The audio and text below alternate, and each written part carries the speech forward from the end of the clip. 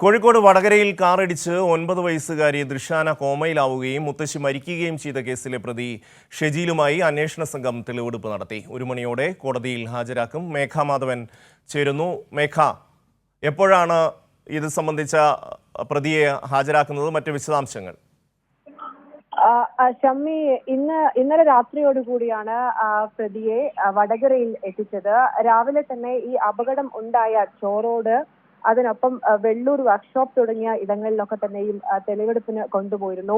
1 മണിയോടുകൂടി കോടതിയിൽ ഹാജരാക്കും എന്നതാണ് മനസ്സിലാക്കാൻ സാധിക്കുന്നത്. 9 വയസ്സുകാരി വാഹനം ഇടിച്ച് ഗുരുതരാവസ്ഥയിൽ നേരത്തെ ഇപ്പോഴും കോമയിൽ തന്നെ തുടരുകയാണ്. ഈ കേസുമായി ബന്ധപ്പെട്ട് ഇന്നലെ തന്നെ അറസ്റ്റ് രേഖപ്പെടുത്തിയിരുന്നു.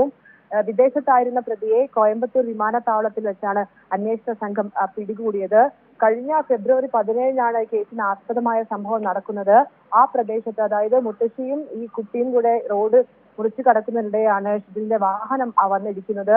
ആ കേസുമായി ബന്ധപ്പെട്ടുകൊണ്ടാണ് നിലവിൽ അറസ്റ്റ് രേഖപ്പെടുത്തിയിരിക്കുന്നത്.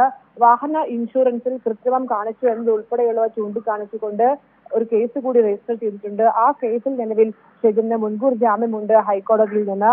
അതുകൊണ്ട് ഒരുപക്ഷെ 1 മണിയോടുകൂടി കോടതിയിൽ ഹാജരാക്കി ജാമ്യത്തിൽ വിടാനാണ് സാധ്യത എന്നതാണ് നിലവിൽ മനസ്സിലാക്കുന്നത്.